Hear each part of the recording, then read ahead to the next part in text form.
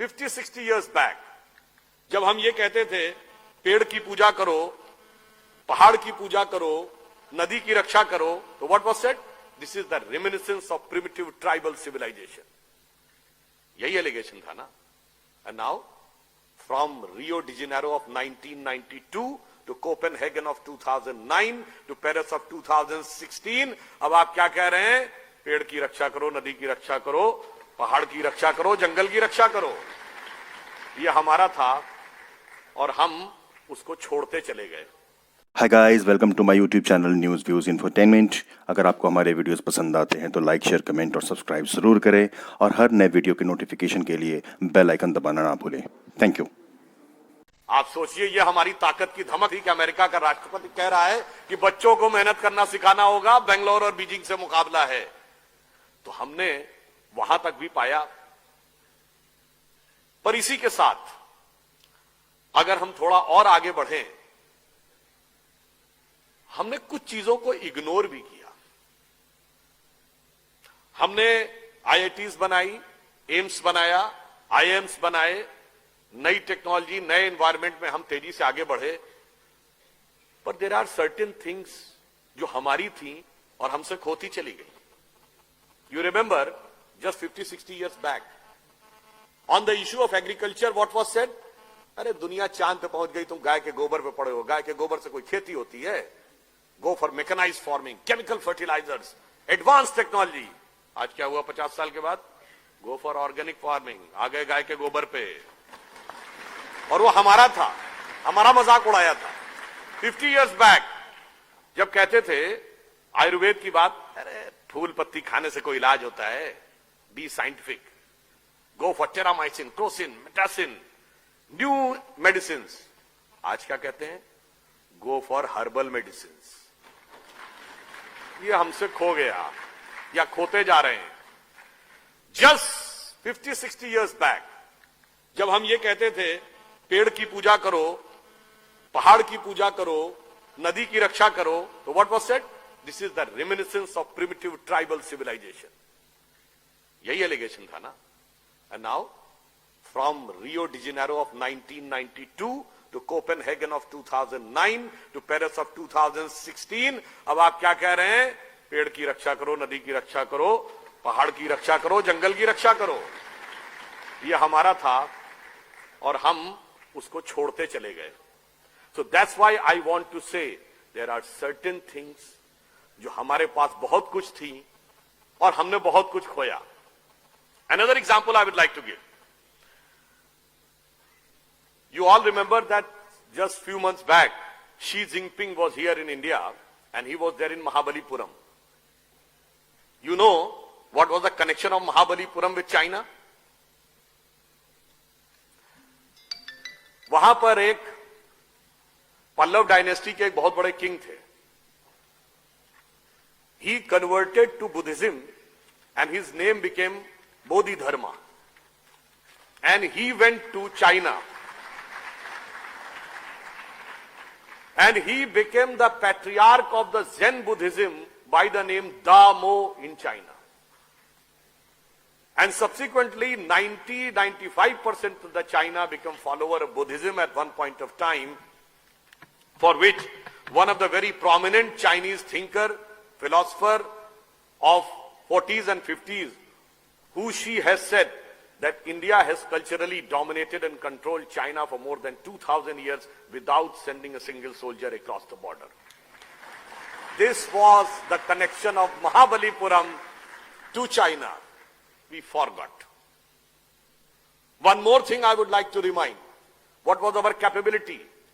In the first non-aligned summit, the then President of Indonesia, Ahmad Sukarno, which is the biggest Muslim country in the world, has come to India. When he was returning, the return gift was given by Pandit Nehru. Then he asked for another gift. Then it was asked, kya chahiye aur? Then he said, 4 ghade Ganga Jal. Then his counterpart of Pakistan said, what you are asking? You are a Muslim country and asking for Ganga Jal.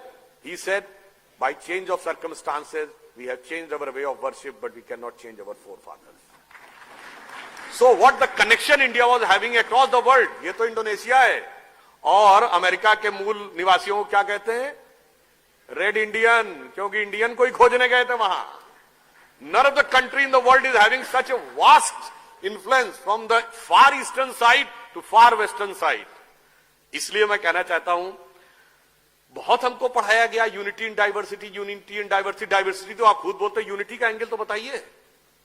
आप मुझे किसी से पूछूं unity का element क्या है, हमें पढ़ाया नहीं जाता कभी। हमें कह दिएगा डाइवर्सिटी सुनो, डाइवर्सिटी सुनो, और diversity has gone to the extent of divisivity on the issue of religion, on the issue of caste, on the issue of language, on the issue of region. Connection कहां है? वो कौन सा point है जो जोड़ता है? मैं आपको बताऊं कौन सा पॉइंट जोड़ता है। जब आप पूजा करने बैठते हैं, हाथ में जल लेते हैं, तो जल लेने के बाद पंडित कौन सा मंत्र बोलता है? गंगे च यमुने च गोदावरी सरस्वती नर्मदे सिंधु कावेरी जलेस्मिन सन्निधिम कुरु। भारत की सारी नदियों का स्मरण हो गया। वो सरस्वती जो लुप्त हो चुकी, वो सिंधु जो हमारे क्षेत्र में नहीं रही, उसके साथ हम भावनात्मक दृष्टि से जुड़ गए। जब आप रामेश्वरम में जाते हैं तो 22 कुओं से स्नान करना पड़ता है, वो सब किसी न किसी तीर्थ के प्रतीक है। और जब आप रामेश्वरम के शिवलिंग के आगे दर्शन करते हैं श्रद्धा से, तो अमरनाथ से आपका संबंध स्वयं जुड़ जाता है, और सोमनाथ से भी जुड़ जाता है, मल्लिकार्जुन से भी जुड़ जाता है। तो व्हाट हैपेंड, हमने बहुत कुछ पाया और हमारे पास बहुत कुछ था, हमने बहुत कुछ खोना भी शुरू किया। एक और ऑन द लाइटर नोट कहना चाहूंगा, 70 साल पहले क्या हमें समझाया जाता था कि गो धन गज धन बाज धन और रतन धन खान, जब आवे संतोष धन सब धन धूर समान। और आज क्या सिखाया जाता है? ये दिल मांगे मोर। तो भाई जब हर आदमी मोर चाहेगा तो एनवायरनमेंट का भी क्राइसिस, सोसाइटी का भी क्राइसिस, परिवार में भी क्राइसिस। फिर एक और बात मैं कहना चाहता हूं, हो सकता कुछ लोगों को अच्छा लगे, कुछ को। उस समय युवाओं के अंदर एक जज्बा होता था कि हमें देश को बदलना है, देश के लिए कुछ बलिदान करना है। अब मैं कहूंगा, जब हम लोग छोटे थे, स्कूल में पढ़ते थे, एट दैट टाइम अगर आप किसी लड़की को आइटम गर्ल कह दें तो डिसिप्लिनरी एक्शन पक्का है। मगर आज item girl is not a derogatory word, but बहन जी has become a derogatory word. तो हम 70 साल में कहां पहुंच रहे हैं, जरा इसको भी हमें अच्छी तरह देखना होगा। वैसे आजकल काफी ज्यादा स्वतंत्रता सेनानियों और इन सबका आह्वान किया जा रहा है जगह जगह। Not going on any political aspect, I just want to say, आजकल वो राम प्रसाद बिस्मिल जी की नज्म भी बहुत बोली जा रही है ना, सरफरोशी की तमन्ना अब हमारे दिल में है, देखना है जोर कितना बाजुए कातिल में है। इस पे एक मूवी में इसका एक सटायर बनाया गया था, वो भी बड़ा विचार करना, मेरे थॉट को हिट किया। वो कहता है, सरफरोशी की तमन्ना अब हमारे दिल में है, देखना है जोर कितना बाजुए कातिल में है। अरे ओ रे बिस्मिल, काश आते आज तुम हिंदुस्तान, देखते तो मुल्क सारा क्या टशन और थ्रिल में है। और आज का लड़का ये कहता, हम तो बिस्मिल थक गए, अपनी आजादी तो भैया गर्लफ्रेंड के दिल में है। तो आप ये सोचिए कि हम कहां थे, कहां पहुंचे। हमारे पास finally, I would like to say, it is said that we are the youngest nation. It is truth but half truth. We are the youngest nation and the oldest civilization. And the future is that India having signature on the God particle means we are the only country which can provide the way for God and particle both. तो अटल जी की ये पंक्ति कह के समाप्त करूंगा कि 15 अगस्त का दिन कहता, आजादी अभी अधूरी है, सपने सच होने बाकी हैं, रावी की शपथ न पूरी है। रावी परिपूर्ण स्वराज्य का आह्वान किया गया था।